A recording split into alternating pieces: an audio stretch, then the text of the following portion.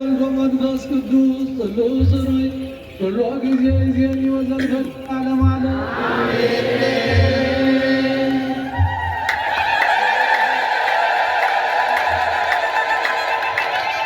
እግዚአብሔር አመስግኑ። በአራቱም ማዕዘን አባቶቻችን ስርዓቱን የሚሰሩልን ስርዓቱን የሚያከናውኑ በአራቱ ማዕዘን ስለሆነ እግዚአብሔር እያመሰገን አባቶቻችን የሚያከናውኑትን የሚያደርጉትን እያየን እየተመለከትን ሁላችንም እናመሰግናለን ማለት ነው።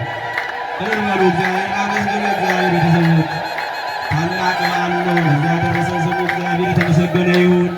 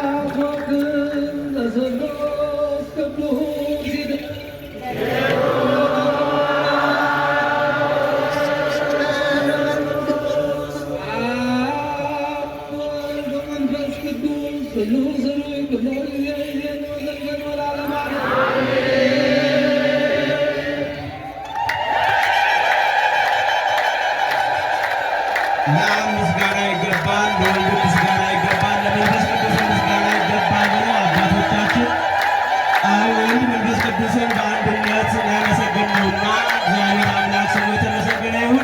እንግዲህ እግዚአብሔር ሰዎች ግቢው ይታጠናል፣ ጸበል ቤቱ ይታጠናል፣ ዕቃ ቤቱ ይታጠናል። ሁሉ ነገር ዛሬ ቤተክርስቲያናችን ዙሪያው ይታጠናል። እኛም በማይጠንቱ ክብር እያገኘን ነውና ለዚህ ያደረሰን ስሙ የተመሰገነ ይሁን። እግዚአብሔር አመስግኑ። እግዚአብሔር ቤተሰቦች እግዚአብሔር ለዚህ ያደረሰን ስሙ የተመሰገነ ይሁን። እንግዲህ ሁላችንም የአባቶቻችንን ማይጠንቱ እንዲደርሰን ባለንበት ማይጠንቱ ይደርሰናል። እንግዲህ ዛሬ 25 ነው። አባታችን አቡነ ተክለ ሃይማኖት 25ኛ ሆነው ያጠኑበት መንበረ ጸባዖትን በዚህ በምድር ላይ እያየን ነውና ለዚህ ያደረሰን ስሙ የተመሰገነ ይሁን። አምላካችን ስሙ የተመሰገነ ይሁን። እግዚአብሔር ስሙ አንድ ስለት የመጡ ነገሮች አሉ።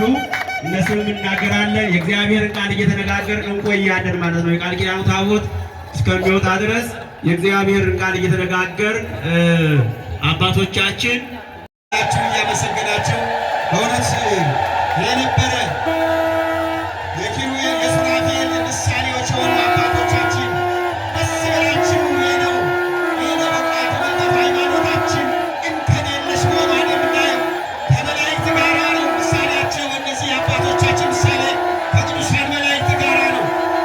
ከመላእክት ጋር ሆነው የመላእክትን ምሳሌ ይዘው ያጠኑት አባቶቻችን። የማይጠንት ደግሞ ይሰራል፣ በሽታው ደዌ ሁሉ ይወገዳል። መቼም ቢሆን እኛ ኢትዮጵያውያን